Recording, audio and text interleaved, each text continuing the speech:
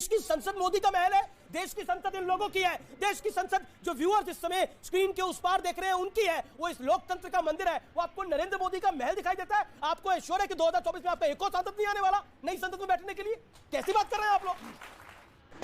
Hello दोस्तों, आज की इस डिबेट शो में न्यूज एंकर अमित देवगन ने कांग्रेस प्रवक्ता अभय दुबे को पूरी तरह से धोया। आप कहते हैं कि आपको देश की संसद मोदी का महल दिखाई देता है, देश की संसद मोदी का महल है, देश की संसद इन लोगों की है, देश की संसद जो व्यूअर्स इस समय स्क्रीन के उस पार देख रहे हैं उनकी है, वो इस लोकतंत्र का मंदिर है। बात तो सही है। वो आपको नरेंद्र मोदी का महल दिखाई देता है, आपको एश्योर है कि 2024 में आपका एक और सांसद नहीं आने वाला नई संसद में बैठने के लिए। कैसी बात कर रहे हैं आप लोग। शाबाश बेटा, बहुत बढ़िया। क्या है लॉजिक इस बात का, नई संसद का विरोध कर रहे हैं आप लोग। सुधांशु त्रिवेदी जी सांसद हैं। 25,000 करोड़ रुपए का फॉरेन प्रोक्योरमेंट डिफेंस सेक्टर का था, आज 40,000 करोड़ रुपए का हो गया। देश की संसद से उसकी आत्मा निकाल देंगे, प्रजातंत्र निकाल देंगे तो क्या करेंगे इस वैभवशाली महल का। प्रधानमंत्री जी पहले उसमें पुनर्स्थापना कीजिए प्रजातंत्र की अनैतिक तरीके से। भारत के संविधान का आर्टिकल 103 कहता है कि अगर सदस्यता खत्म होगी तो सुप्रीम कोर्ट गया सेंट्रल विस्टा को लेकर, सुप्रीम कोर्ट गया ना, क्या हाल हुआ। सुप्रीम कोर्ट ने क्या कहा सेंट्रल विस्टा को लेकर, सेंट्रल विस्टा को लेकर सुप्रीम कोर्ट ने क्या बोला, मैं बोलूं आप बोलेंगे।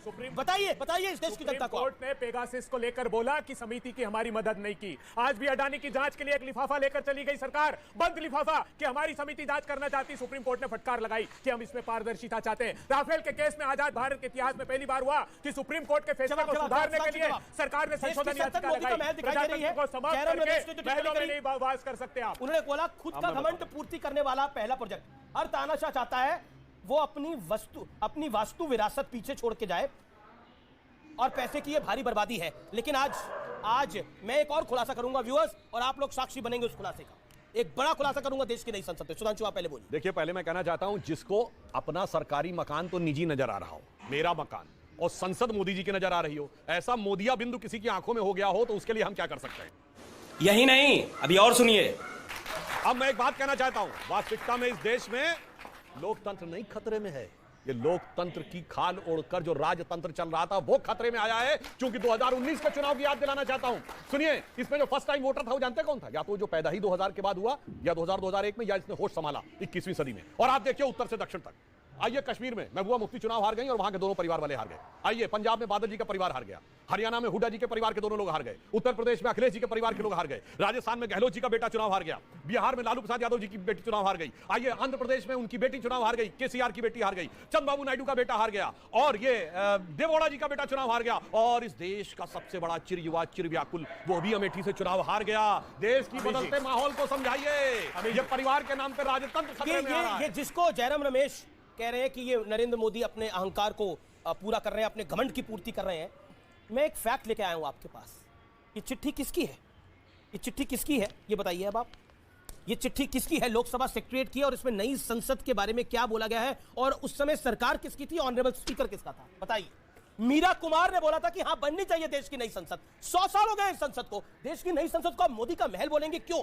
देश की संसद जब बन रही थी तब कोविड का क्राइसिस था, और सिर्फ इतना आग्रह किया था कि 20,000 करोड़ रुपए अगर सेंट्रल विस्टा में खर्च करते हैं तो अंतिम पंक्ति में, सुन लीजिए सुधांशु जी, अंतिम पंक्ति में खड़े हुए लोग त्राहिमाम कर रहे हैं। भारत की अर्थव्यवस्था को संभालने की आवश्यकता है। प्रधानमंत्री जी आप उस पर पहले काम कीजिए। फंस गया सीएम। तो फिर ताली बजानी चाहिए, वो भी संभल गया और सेंट्रल विस्टा भी बन गया।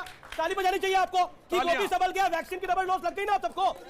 किस किस को लगी डबल डोज? अमीश देवगन जी, व्यूअर्स आप लोग को लग गई वैक्सीन की डबल डोज। वैक्सीन की डबल डोज भी लग गई और सेंट्रल विस्टा का ये प्रोजेक्ट भी बन गया। अब आप बताइए, आपको तो बोलना चाहिए मोदी जी ने क्राइसिस को मैनेज कर लिया। वैक्सीन का डबल डोज खुद ही आपने माना, अभी शंभू माना। ये जो डबल डोज लगाए वो क्या लगाए जानते हैं आप? 12 करोड़ लोगों के रोजगार चले गए, 84 करोड़ की आमदनी घट गई हिंदुस्तान में। लेकिन धन्ना सेठों का पैसा बढ़ता रहा। 142 लोगों ने 30 लाख करोड़ रुपए कमाए इस कोविड के क्राइसिस में। झूठ बोल रहा है। जवाब कुंठा का कोई जवाब नहीं है। क्यों कुंठा लगती है आपको? विरोध है उनका, लोकतंत्र है। अब वैक्सीन पे ही बोलने लगे। विरोध है, विरोध है तो विरोध में कुंठा नहीं होनी चाहिए। कुंठा जितनी होगी विरोध उतना कम होता चला जाएगा। देश में मजबूत विपक्ष होगा ही नहीं। अगले 15-20 साल की तो भूमिका तय कर लें अपनी। अभी यहाँ दिक्कत ये है कि जो सुधांशु जी ने डिफेंस के लिए बोला, डिफेंस में हमारे इंडिजिनस प्रोडक्शन नहीं होती थी। जानते हैं क्यों? कांग्रेस को एम्प्लॉयमेंट्स की चिंता थी, क्वात्रोची की, कांग्रेस को एम्प्लॉयमेंट की चिंता थी एंडरसन की, कांग्रेस को एम्प्लॉयमेंट्स की चिंता थी बाकी कंपनीज की। ये बोल रहे हैं कि कांग्रेस को मोदी से दिक्कत नहीं है, और जो मोदी के सपोर्टर्स जो भी करते हैं वो मोदी करवाते हैं। तो पूरे देश भर में जो मोदी हटाओ देश बचाओ के बैनर्स लगे वो किसने करवाए हैं? पहले तो सेठ जी के एक वो नई नवेली पार्टी में लगवाएं। मैं उनकी बात का जवाब दे दूं। हम नहीं कह रहे हैं, गांव का जिक्र आपने किया, मोदी सरकार ने रिपोर्ट दी है, पढ़िएगा। गांव के किसान की आमदनी 27 रुपए प्रतिदिन रहेगी और 74,000 रुपए औसत कर्ज देश के किसान पर है।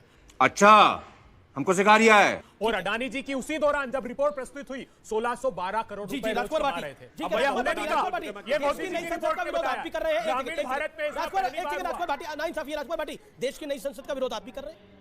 नहीं, ये संसद जब शुरू हुई थी तब पूछते तो कुछ कहते, अब जब बच्चे बड़े बड़े हो गए, स्कूल जाने लगे, अब का वो लड़का लड़की की सगाई ठीक हो गई, अब अगर हम विरोध भी करें तो करने का क्या फायदा? अब तो उसका स्वागत किया जाना चाहिए। अब वो हमारी संसद है, अब वो मोदी जी की संसद नहीं है, बहुत बढ़िया बात, अब वो हमारी संसद है। ये बहुत बढ़िया बात। लेकिन एक सवाल, आप राजनीति के स्टूडेंट भी हैं और आपका अनुभव भी है। क्या आपको लगता है कि कांग्रेस पार्टी जर्मनी को थैंक यू कह देती है? दिग्विजय सिंह, जयराम रमेश संसद को मोदी का घमंड बता रहे हैं। क्या आपको लगता है कि इन सब से विपक्ष को वोट मिल जाएगा, कांग्रेस को वोट मिल जाएगा? मैं तो आपके शो में कई बार पहले भी कह चुका हूँ, हमारी राजनीति में हमारा रोजाना के झगड़े से हम सुधांशु जी के कितने भी विरोधी हों, लेकिन हम नहीं चाहेंगे कि कोई विदेश का आदमी सुधांशु जी पर हमला करे या उनकी आलोचना करे।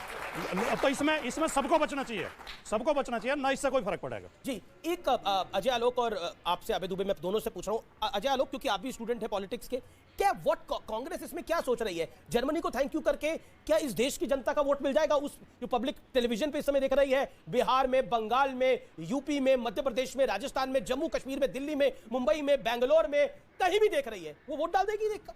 दिनकर की एक कविता है कि जब नाश मनुष्य पे छाता है तो सबसे पहले विवेक मर जाता है। तो जब डायरेक्शन ही नहीं है, फोकस ही नहीं है, तो जाना कहाँ ये पता नहीं है, 2 कदम आगे 5 कदम पीछे, तो बढ़िया है। ऐसी कांग्रेस पार्टी करती रहे। लेकिन क्या सुधांशु त्रिवेदी, आपको लगता है राहुल गांधी की सदस्यता जाना उनको घर से बेघर करने के लिए, यानी जितनी तेजी से बीजेपी आगे बढ़ी है, यानी शासन आगे बढ़ा है, वो अभूतपूर्व है, वो सिंपैथी ना कहीं दिला जाए? देखिए, बिल्कुल टेक्निकल मामला था। जैसे विश्वविद्यालय में किसी छात्र ने प्रवेश किया और समहाउ उसका विश्वविद्यालय का प्रवेश रद्द हो गया, तो उसका एडमिशन भी रद्द हो गया। अब जब वो छात्र नहीं रहा तो छात्रावास का कमरा भी गया ना। ये तो टेक्निकल सी बात है, इसमें क्यों पॉलिटिकल मुद्दा बनाना? मगर मैं कहना चाहता हूं, जो संसद पे प्रॉब्लम कह रहे हैं, महाराष्ट्र विकास आघाड़ी की सरकार ने उसी कोविड काल में मुंबई में विधायक निवास बनवा रही थी, रोका था क्या?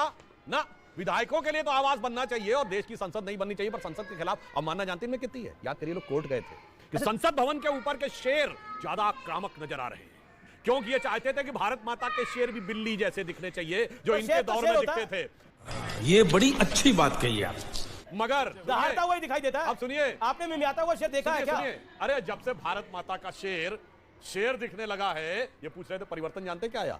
इससे पहले 67 वर्षों में ज्यादातर, 6 साल अटल जी का छोड़ दीजिए, हम सिर्फ ये कहते थे कि पड़ोस वाला छोटा है, कमजोर है, हम बड़े हैं और ताकतवर हैं, वो हमको सता रहा है। अब वो कहता है जाके कि भारत हमको आंख दिखा रहा है, क्योंकि अब शेर हो गए। बिल्कुल आखिरी दौर है और एक सवाल का दिल की गहराइयों से जवाब दीजिएगा। 2024 में आपको पूरी उम्मीद है ना कि आप शासन में आएंगे? देखिए, आप हाँ या ना? देश के सामने एक बात साफ कर दूं, राहुल गांधी जी के कह रहे कंफ्यूज हैं आप। राहुल गांधी जी के पास कोई घर नहीं है। जितने घर थे मोतीलाल नेहरू जी की संपत्ति, हजारों करोड़ रुपए की, वो देश को समर्पित कर दिया, आनंद भवन सहित इलाहाबाद में। राहुल जी ने कहा मेरे पास कोई घर नहीं है और आवश्यकता नहीं, हमारे हृदयों में वो वास करते हैं। जो प्रश्न इस देश के प्रासंगिक है वो खड़ा करेंगे। आप चाहे राहुल गांधी की विषयों पर ताली बजाएं ना बजाएं, बजाइए, ताली जरूरी है, लेकिन ताली बजती रहेगी। लेकिन एक बात बताइए, 2024 मैंने जो सवाल पूछा, आखिरी एक सवाल का तो जवाब चलते चलते देखे जाइए। मैंने तो इतना अच्छा सवाल पूछा, 2024 में आपको उम्मीद है ना कि आप सरकार में आएंगे? बिल्कुल, राहुल गांधी लड़ रहा है, जितना अपमान करना चाहे कर लीजिए। राहुल गांधी लड़ रहा है घोरतम अंधियार से, लड़ रहा है धन्ना से। शासन में आएंगे नहीं आएंगे? सूर्य की पहली किरण तक युद्ध यह चलता रहे, इसलिए अनिवार्य है कि दीप यह जलता रहे और जनता की सरकार बनेगी 24 में। और 24 में बनेगी है, तो फिर संसद के अंदर, तो फिर एक बार बताइए, नई संसद में अगर 24 में सरकार आपकी बनेगी तो नई संसद का इस्तेमाल तो आप भी ज्यादा करेंगे फिर आप? तो फिर क्या है ऐसे मोदी महल कह रहे हैं, बाद में इस्तेमाल कैसे करवाइए? अमीश जी, ये वादा जरूर कर सकते हैं, संसद नहीं हो या पुरानी, लेकिन उसमें प्रजातंत्र को हम जीवित रखेंगे, प्रतिपक्ष को कुचलने की कोशिश करेंगे। बस 2 लाइन में उत्तर देता हूं, उन लोगों की सरकार कभी नहीं आएगी जो विदेश से जाके गुहार लगाते हैं, क्योंकि अपने यहाँ कहा गया, ये जानते हैं किस प्रवृत्ति के हैं? ये उस मानसिकता के हैं कि अपने वतन पर सदियों तक है रही हुकूमत गैरों की, लेकिन कुछ चेहरों पर अब तक धूल है उनके पास। आजादी के पहले भी अंग्रेजों के साथ खड़े थे, आजादी के बाद जानते हैं किसकी सरकार आएगी? जो ये कह रहे हैं कि भारत की सोई चेतना को जगा रहे हैं, अरुण गगन पर महाप्रगति का अब ये मंगल गान उठा, करवट बदला अंगड़ाई ली सोया हिंदुस्तान। बहुत बहुत शुक्रिया तमाम लोगों का इस चर्चा में आने के। बहुत ही सुंदर तरीके से आपने खेला।